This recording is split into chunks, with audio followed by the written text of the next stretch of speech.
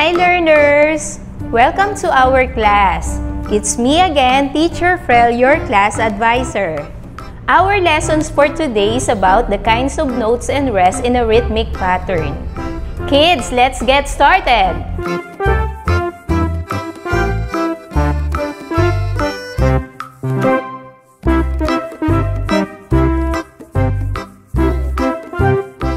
Content standard. Demonstrate basic understanding of sound, silence, and rhythmic patterns and develops musical awareness while performing the fundamental process in music. Performance standard. Responds appropriately to the pulse of sounds heard and performs with accuracy the rhythmic patterns in expressing oneself. Most essential learning competencies. Relates visual image to sound and silence using quarter notes, beam 8 notes, and quarter rest in a rhythmic patterns. Things around us produce different sounds. Our voices also produce different sounds. Music uses different sounds. Sometimes sounds can be silenced like hearing nothing. For example, this baby is crying. The baby produces sound. If the baby falls asleep, we cannot hear sound from him. It means silence. These people are at work. They are chatting to each other. They produce sound. But if they go home, they might go to bed and sleep. We cannot hear sound from them. It means silence. This television is too loud and noisy. It produces sound. But if we mute the television, we cannot hear sound from it. It means silence. This dog is barking. The dog produces sound. If the dog takes a rest, we cannot hear sound from it. It means silence. Music expresses our feelings. Songwriters, music arrangers, and music composers make songs through their emotions. Music exists because people create it, perform it, and listen to it. Symbols and signs are important in our everyday lives. Wherever we go, we see different symbols and signs. When we go to school, there is a sign that tells us to wear our IDs all the time. When we go to library, we see a sign which says silence. Signs help us follow rules and show or tell us what to do in many different places. In music, we see different symbols and signs that the music composers and arrangers use to make music. Examples of these are the lines and the spaces. These 5 horizontal lines and 4 spaces make up the staff. Other symbols we see and use in music are the following. The clef. It is a symbol written at the beginning of the staff. The G-clef. This musical symbol is written on the staff. The F-clef. This symbol is also written on the staff. It is compared to the half shape of the heart with 2 dots on the side. However, there is another musical symbol which is also important. These are symbols called the notes. There are different kinds of notes. The whole note, the half note, the quarter note, and the 8th note. Whole note.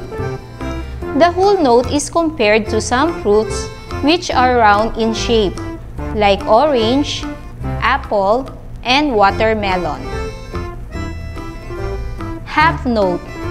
The half note is round in shape, with a vertical line on the right side. 2 half notes are equivalent to a whole note. Quarter note. The quarter note is like a shaded half note. A whole note is equal to 4 quarter notes, and a half note is equal to 2 quarter notes. The 8th note. 8th note is a shaded note with stem. 2/8 note is equal to quarter note, and 4/8 note is equal to half note. Music also has rests. These rests are called musical silence. There are times we pause or stop to take a deep breath. Music is nice to hear if we can maintain the energy till the last note of the music piece. Musical rests. Rests are written on the lines and spaces on the stuff. There are different kinds of rests: the whole rest, the half rest, the quarter rest, and the 8th rest. Whole rest. The whole rest is compared to an inverted hat. It is like a shaded square with a vertical line on top. Half rest. The half rest is compared to a magician's hat. It is like a shaded square with a vertical line at the bottom. 2 half rests are equal to 1 whole rest. Quarter rest. The quarter rest is compared to a wavy line. It is a vertical wavy line. 4 quarter rests are equal to 1 whole rest. 2 quarter rests are equal to 1 half rest. 8 rests. A whole rest is compared to a magician's hat, while an 8 rest is like a shepherd's cane. 4 8 rests are equal to 1 half rest, and 2 8 rests are equal to 1 quarter rest. Now, let's study the beat or the count of notes and rests. Whole note and whole rest have the same number of beats. 4 beats of sound for whole note and 4 beats of silence for whole rest. When we talk about whole note, which have 4 beats, we're gonna counting up to 4, which we tap like this. 1 and 2 and 3 and 4 and. Again, 1 and 2 and 3 and 4 and. And when we talk about whole rest, which have 4 beats, we're gonna counting up to 4, which we do like this. 1 and 2 and 3 and 4 and. Again, 1 and 2 and 3 and 4 and. Half note and half rest have the same number of beats.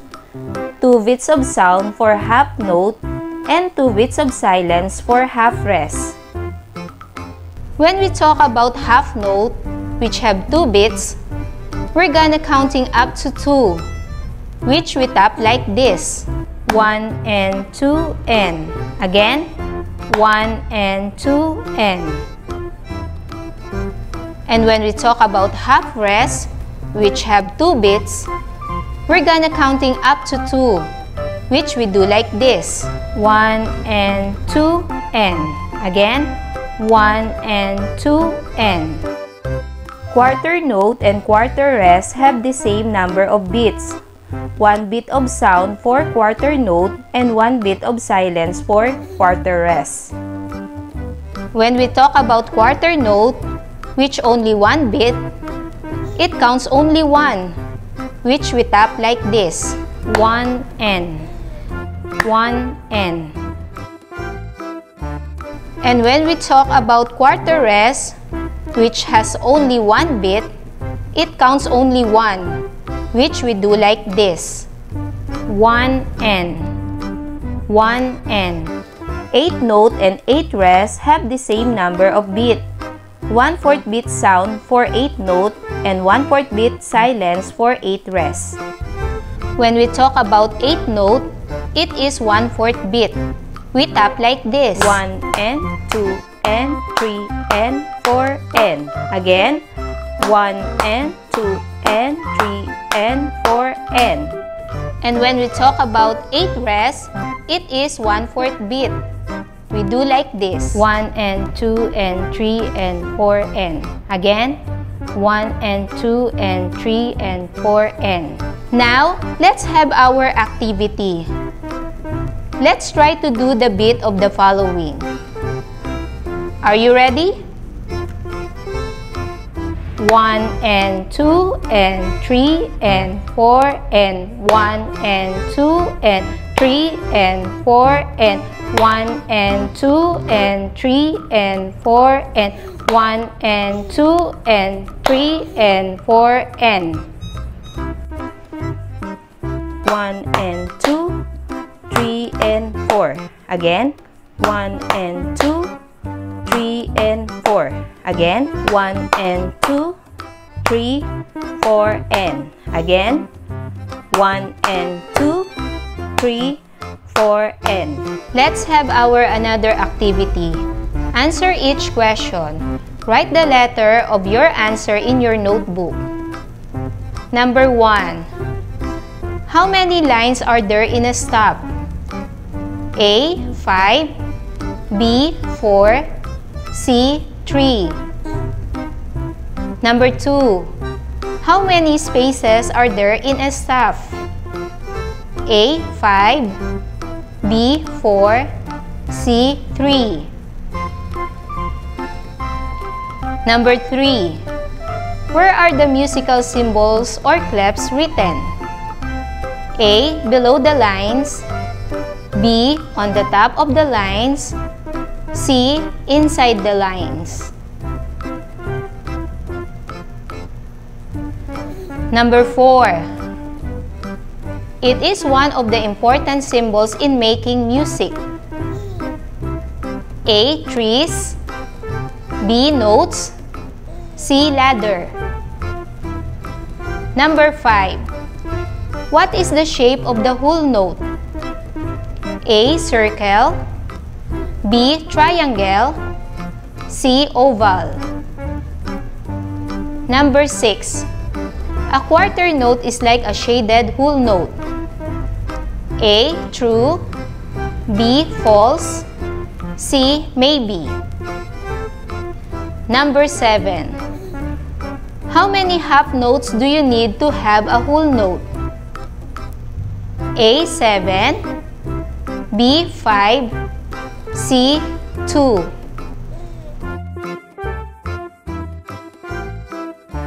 How many quarter notes do you need to have a whole note? A. 4, B. 3, C. 2. Number 8. What is the musical symbol that says stop or relax? A. Note, B. Rest, C. Line. Number 9. To what is a whole rest compared? A. An inverted hat, B. A shepherd's cane, C. Magician's hat. Number 10. How many half rests do you need to have a whole rest? A. 4, B. 3, C. 2. 11. How many quarter rests do you need to have a whole rest? A. 4, B. 3, C. 2. 12. How many 8 rests do you need to have a quarter rest? A. 4, B. 3, C. 2. In your notebook, draw clef 5 times. Copy the musical notes in your notebook.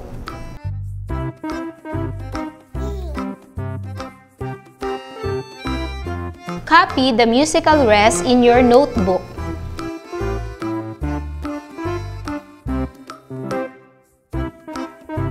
Keep in mind, kids, musical symbols are important to make music. We use musical symbols to make the music beautiful. Music is composed with different notes. We can create music through writing notes. Rest is a musical silence. Rests are important to sustain the energy in singing or playing a musical piece. Kids, I hope you enjoy our lesson today. Until our next topic, bye-bye kids!